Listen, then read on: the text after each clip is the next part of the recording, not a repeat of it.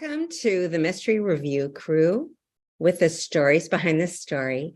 And today I'm so pleased to have a visitor, an author, both a memoirist and a novelist, who's also a friend of mine, an excellent writer and an excellent friend, Dana Killion.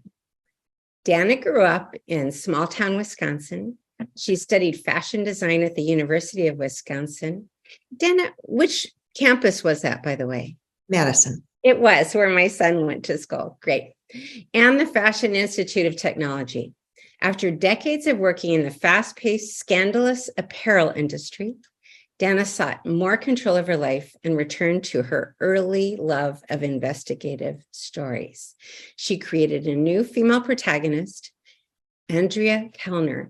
You know, I realize I've only ever read that name and never said it aloud before today. Do you prefer Andrea or Andrea or? Andrea. Andrea, okay. Her new female protagonist, Andrea Kellner, and an accompanying mystery series, 5 books long so far, was born out of Dana's long-lived desire to shed light on the shadows. Each of these books focus on the lies that journalist Andrea exposes as a Chicago investigative reporter. Book 5, recently out, is Liar's Code, and it's fantastic. A new development for Dana is her very first memoir, Where the Shadows Dance, which will be published this May. Descriptive material about this book includes this instructive line: "He got sober, I got broken." Dana and I first met as aspiring mystery writers at the Book Passage Mystery Writers Conference many years ago, and we kept up our Zoom correspondence through the pandemic when she began to write her memoir.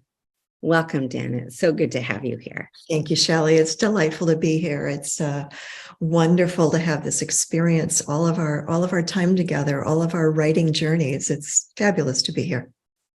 And it's fabulous to see the arc of your writing journey, that you've accomplished so much with this mystery series, which is just amazing. You have a great following of avid readers for a very good reason. It's a thrilling series, a really compelling protagonist in Andrea. And then to take a little right turn towards something totally new indicates to me the bravery that you have always shown in your professional life, and part of what makes you so interesting to me as a writer. So why don't we talk about some of your work? Okay. Jump in. So first of all, let's talk about your mystery series and then move on to your exciting new work. What provoked you at first to write the series featuring a smart, wary, brave Chicago woman? What got you started on I think of it as a thriller series, though I've seen it described as a mystery. Well, there were 2 things going on, or 2 parts to that. First would be I was in a messy personal situation that required a career change. I needed something that was far more less tied to one location, something that was transportable, something that I can control where I worked, how I worked, when I worked. Story had always been an interest of mine. I had always been an avid reader. I had made an attempt, years earlier at my first, the classic book in a drawer. We all have them. It's still in the drawer. One? Only one for me. Only one. So I was at this kind of personal crossroads. And that's when I decided I need to give this writing thing a try. But also, in doing so, what I did was I thought about what I liked to read. I analyzed it. It was always series, mystery or thriller. It was always a female protagonist. It was first-person point of view. And knowing those things, I then had to create I had to give her a job. What could this character do? I don't have law enforcement background. I don't have FBI background. I'm not a homicide detective, any of those things.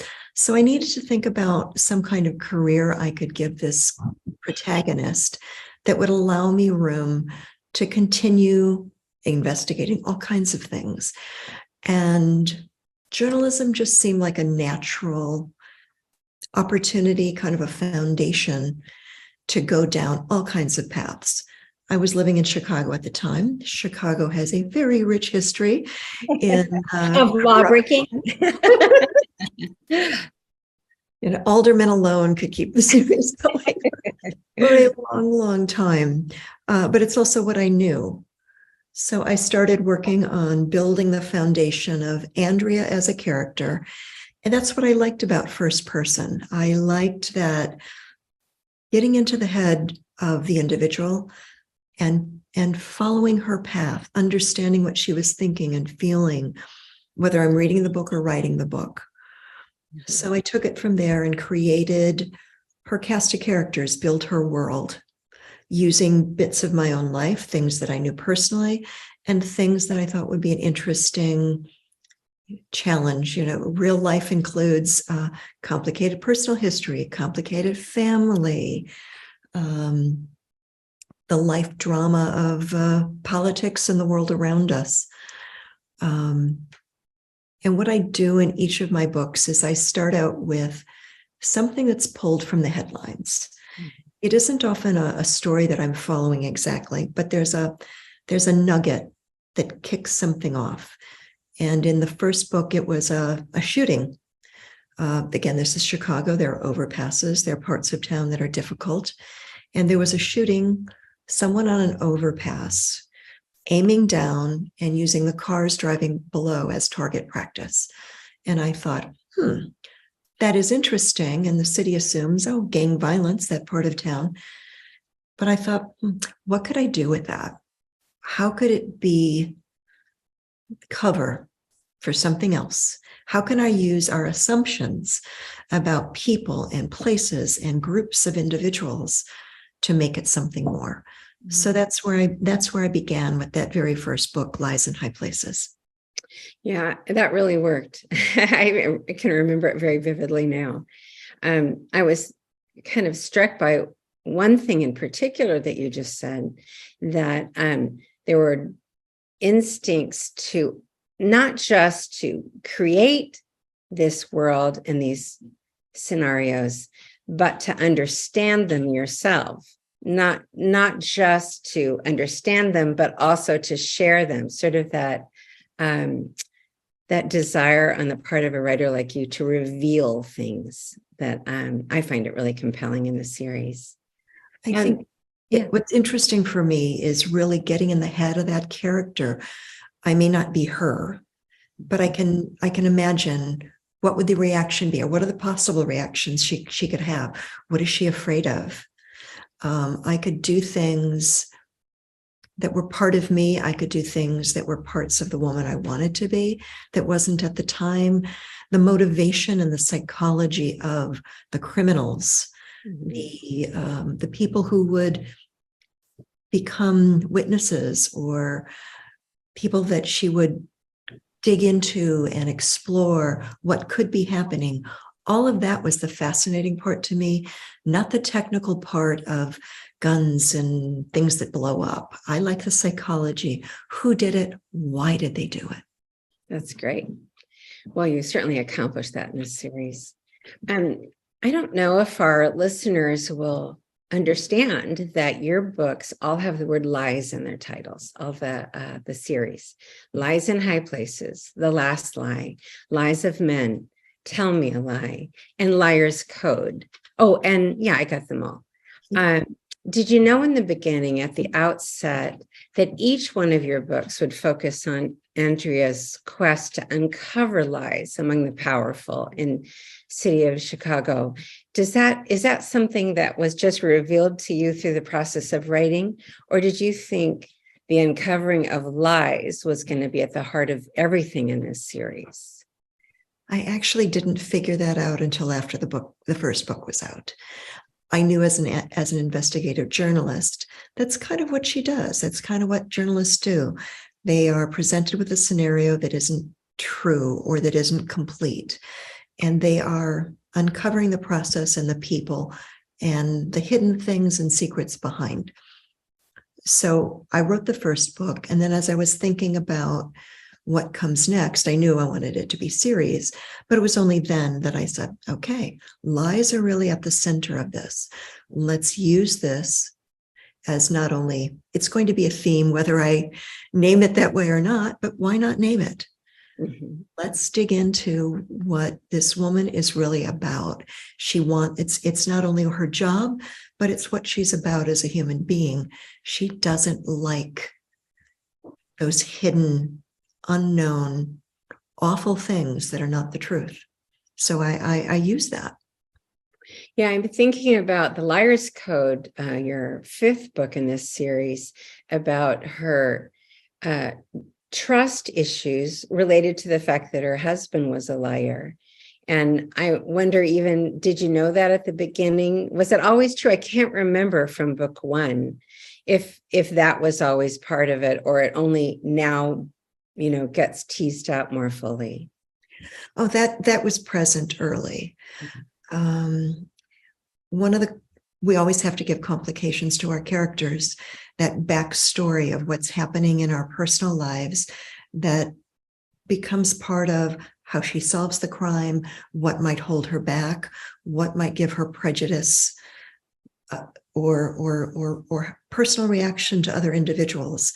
And yes, her husband in book one was a liar, and she was dealing with that. And so these issues of trusting men in her personal life, that carries through the way she perceives and is suspicious of and judgmental of men in particular who lie. I knew that was part of the first book, that was conscious, and I knew I would carry that through because it's just a normal human reaction when you've gone through something really traumatic that involves an individual close to you who's been deceptive. You don't shake that. You don't shake it quickly. So it's her character. She's fighting it occasionally. Sometimes she wins and sometimes she doesn't, but that's part of who she is because of a personal life experience. And that does take me into one more question about Liar's Code in particular. I was thinking about her relationship with Michael, and I can't remember, what is his job title? What sort of police is he? Chief of police? I'm sorry, I don't remember. Okay, it's okay. So in book one, Andrea's estranged husband dies. Mm-hmm. A little bit of a spoiler there, but he does.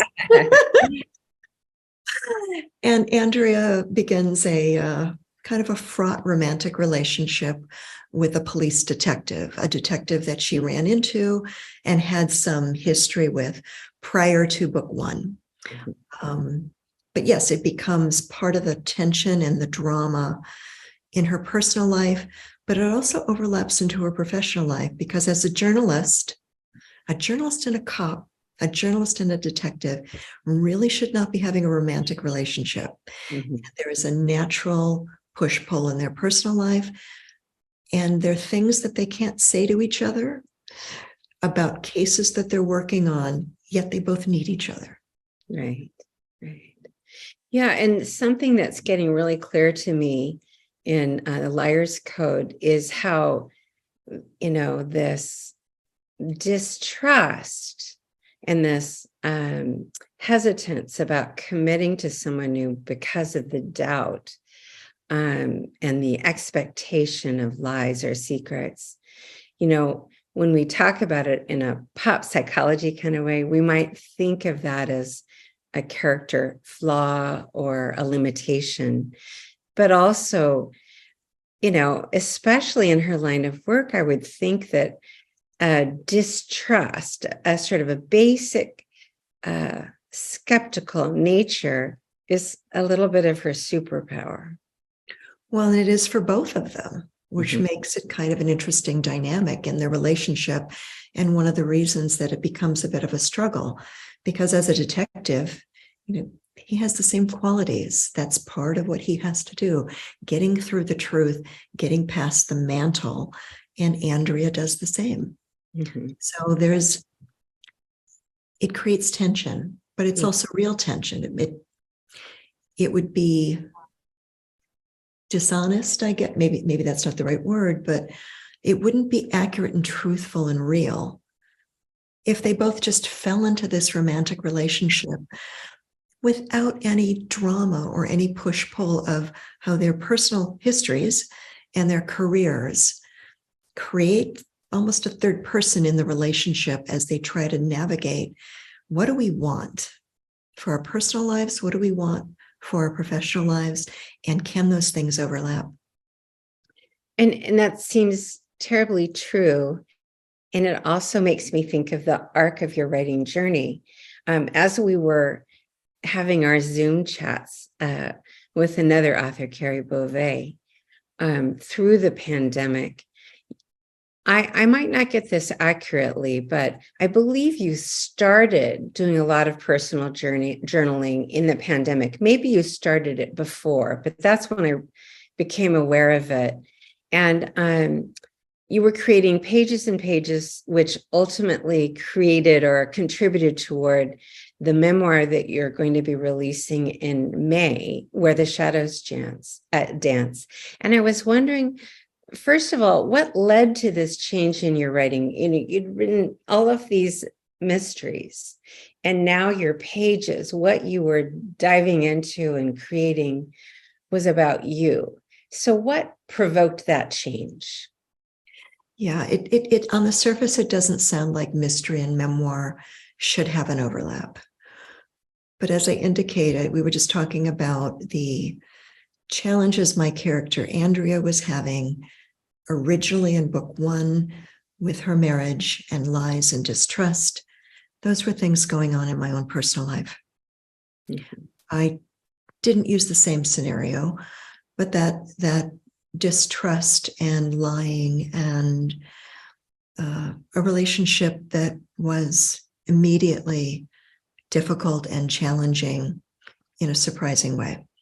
I was, at the beginning of this series, dealing with a husband that was an alcoholic and a husband that in his process of healing, trying to get sober, I learned that he'd also been leading a secret life.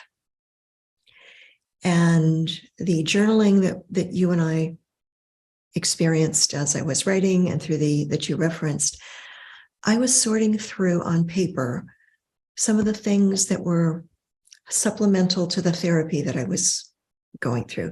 Therapy is wonderful. It does great things. But I had so many questions and so many awful thoughts and confusion. And I started using a journal as a way to sort through what was going on. And as I wrote in that journal, yeah, I was seeing all kinds of things that I had played out in my mysteries. Mm-hmm. As someone that had been writing, as I saw those journal pages, I saw it wasn't just pages and pages of me ranting and crying and flailing. There was a story there. And that process of journaling was doing something really important for me. It was showing me the arc of my own personal story. It was showing the overlap of the arc of my protagonist in my mystery series, how her life, my life, those arcs overlapped. And it was also reminding me of all of the women that I've known in my life who have kept silent about the pain in their lives, the things that we've set aside for others, the secrets that we've kept because of marital loyalty, fear, our own choices for silence to protect ourselves. And so all of that was going on as I was working on the journal and then taking that journal and turning it into a manuscript. But I didn't know if I had the courage to publish it. Mm-hmm. And it wouldn't, and you may feel it was about courage. It wouldn't have been a failure of bravery not to publish it. Sure. It might have just been a conscious choice. Okay, it did what it was supposed to do, but you felt you wanted to publish it, so it required courage to do it, right? That was a shift, and you're absolutely right. I think part of the reason I could write the manuscript at all was that I knew no one had to read it. Right. It could simply be for my own healing, and that is adequate reason to do it. Mm-hmm. But as I got to that point where I was done and trying to figure out, do I keep working this? Do I hire an editor? Do I revise? Do I do all the things I would normally do? I just kept thinking of all of the people that I'd known who had never found their voice, who had never found it in themselves to step forward. And it felt really important to me. It became really important to me to figure out how to use the voice that I was finding for myself to help other women. It felt that I had been, because as I was writing, I was seeing the silence that had been such a big part of my life, and I was done with it.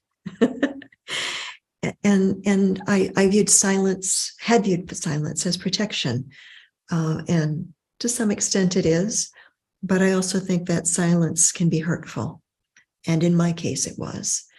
So by trying to find my voice, maybe I can show someone else that the world will not end if you find the words, that there is something valuable in sharing your pain. There's something valuable to others. I wasn't writing a book to simply vent. It was not a revenge story. It was a story to show I took something painful and I've come out better on the other side because of what I've experienced. Changed. I would prefer I hadn't done it, hadn't been put through it. But I now can sit back and understand that I feel better about who I am as a person because I found it in me to not only write this book, but to publish this book, because I will help others who have also lived with an addict, who loved an addict, who have dealt with all this pain that we don't often have a place to put. That's lovely. I think that some of your readers will be surprised at the possibility that you have only just now found your voice when you've written so well and fully in 5 books before that sound like you. But I think when you're saying find your voice, I think it means telling the truth about you, not creating a fictional version, but telling the world about your experiences. Is that true? That's absolutely true. I could have taken this story and fictionalized it. It would have been me protecting myself again. And I believed, as I wrote this, that this book was the most vulnerable thing that I had ever done. Mm-hmm. And that because it is the most vulnerable thing I've ever done, using my voice to tell my story, things that I still, have that gut reaction to, that this vulnerability and using this vulnerability out in the world to expose others, to say, okay, I did it. Maybe it's not so bad. It will become the most important thing that I've done. That's wonderful. I'm wondering about that issue that's so true for you as it is for many, many memoirists. I have a number of friends who are memoirists, and they generally say the hardest part is after making the decision to publish it to the world, is the decision to allow people they know from their own lives to read it and hear what your version of your life was like when they never knew that was true. Was that it also for you? I mean, how difficult was it for you to reveal your truth to family members, to neighbors, to friends, outside of what the world might think?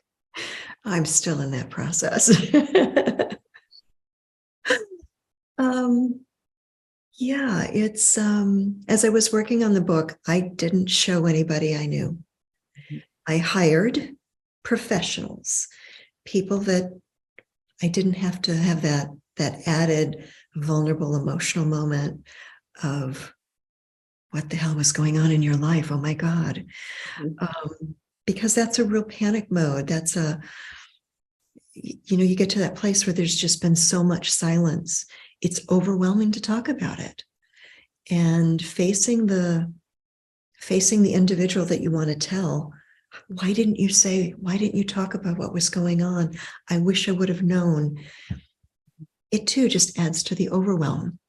Mhm. So I waited to share this book until all the professionals that needed to be involved were involved. I didn't send it out until I had an advanced review copy. And now I'm slowly starting to pass it on to people that are important in my life, and letting them sit with the processing, and as I sit with my own processing. Right.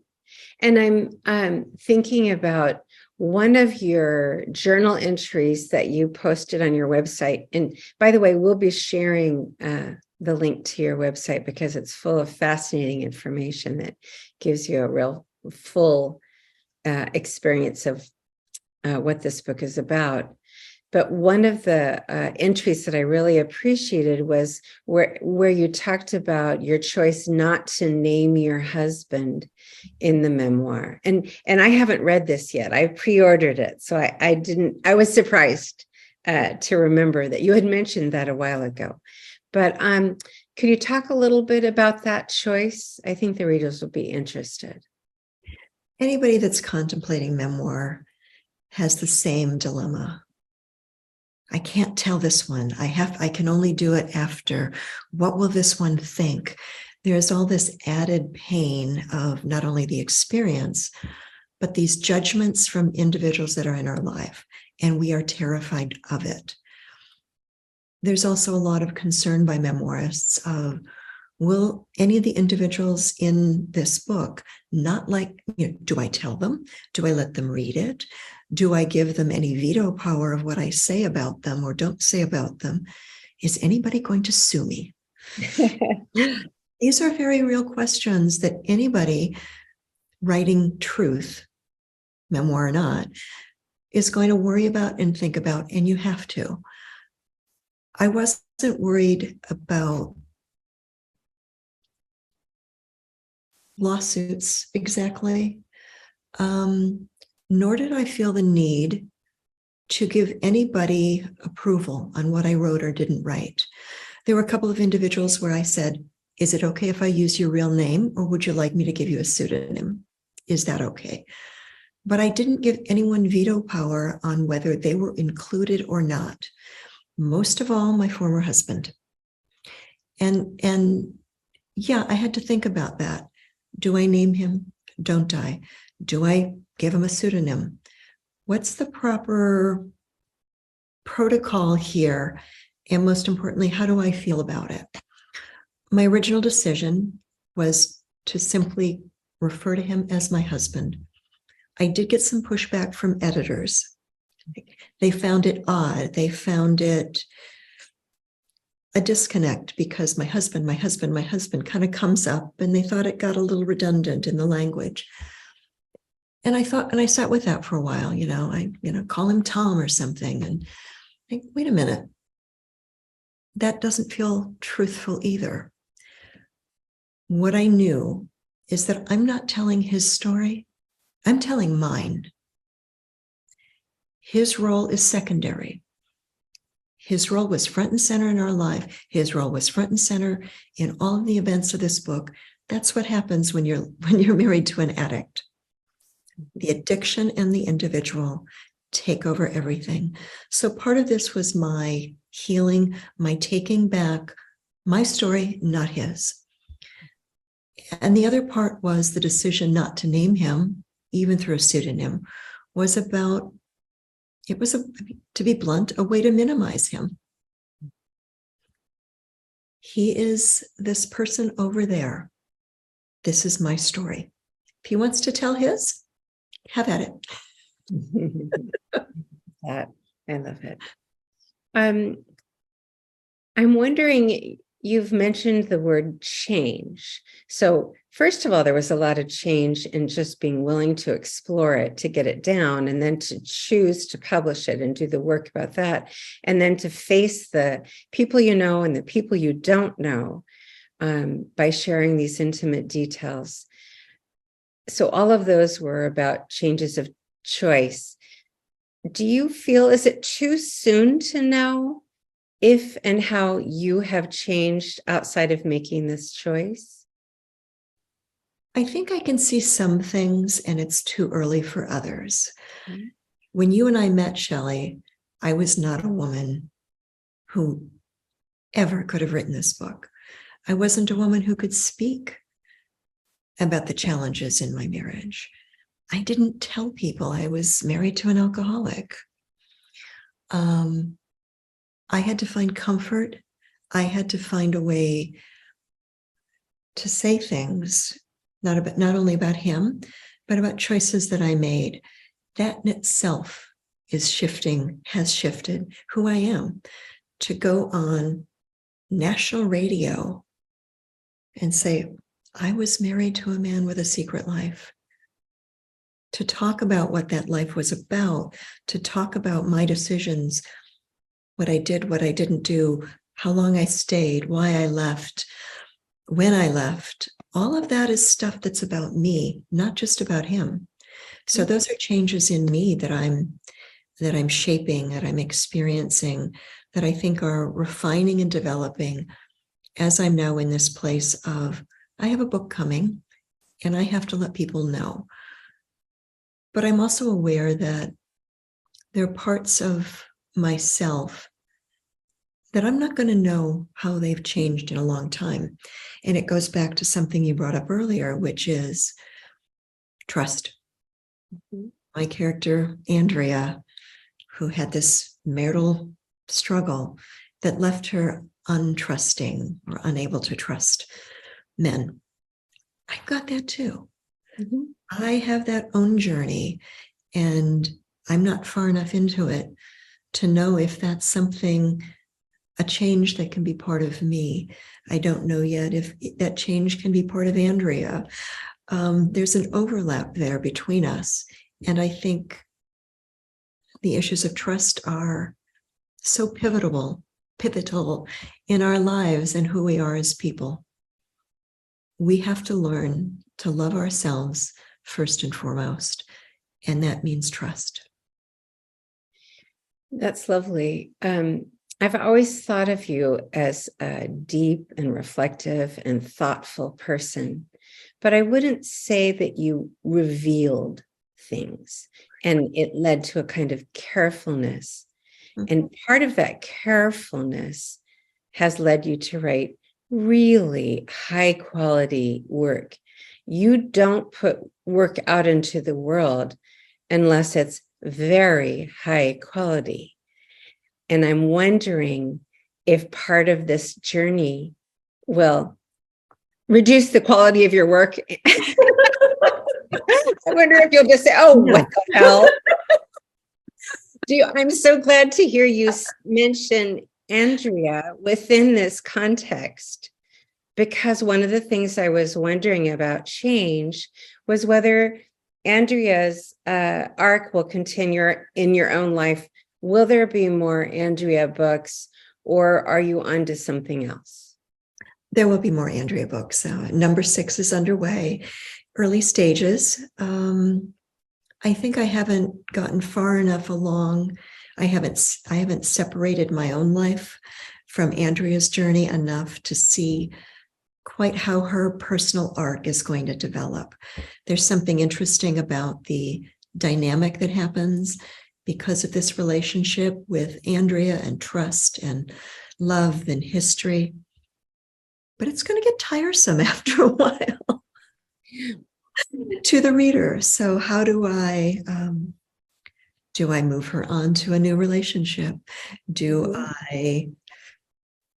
What happens? I haven't quite decided how that trust issue in her personal life will play out in the books, because I don't think I can keep going in the back and forth dance between Andrea and Michael too much longer without the reader getting, come on already.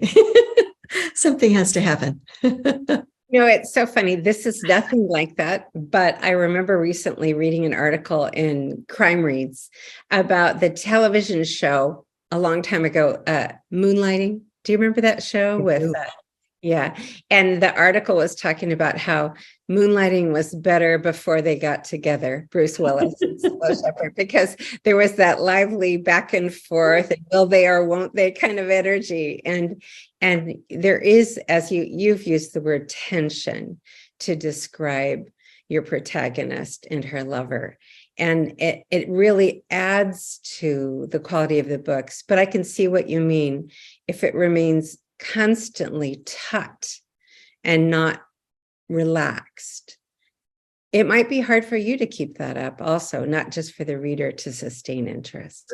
True. That's one of the fascinating things about writing series, is that how much will your series allow the characters to progress and change, and how much do they need to repeat, the same scenarios, because readers love that about the series. Well, absolutely. Part of why we love series is that we're there for the characters. What happens in not only your protagonist's life, but her immediate circle. Mm-hmm. What do I do about her best friend Kai? What new drama can the sister Lane get into? What are Michael's struggles? What is her struggle at work as she navigates this interesting work environment that she's in? Something has to give. We have to have a new character now and then. We have to have a new source of conflict. And it can't be the same people always get in trouble every single time. Well, before we sign off today, I was wondering if you have in mind one thing you would like readers to know if they haven't picked up any of your mysteries and no one yet has read your memoir. What's one thing you'd like them to know about your books and what they should expect to find or experience by reading them? What I hope for readers to experience is to get into the series and love Andrea. Who is she? I want to follow what she does. I want them to be caring and concerned and anxious to know what's next for her. I want them to know that Andrea is a little snarky at moments. She is persistent. She is going to get the job done, but she's a human being with flaws and foibles and insecurities and fears, just like we all are. And she always comes out in the end, because women need to, saving the day. That's right. The female heroes, that's what we're all about. Maybe not saving the day, but solving the crime. Andrea always figures it out. She knows eventually who the bad guys are, or bad gals. And she reveals it. And she reveals it. That's right. Thank you so much for talking to us today. It was a real treat, a real pleasure. And I'm just so thrilled to read this upcoming memoir, as I always have been, to read your Andrea books. Thank you so much, Shelley. It's been wonderful, as always. Anxious to talk to you more. Okay. And please, we'll be sharing on the website, the Mystery Review Crew website, Dana's personal writing website, where you can get even more information about her and about her books. And you should definitely start to download the series now and to pre-order the memoir. Thank you for joining us at Mystery Review Crew.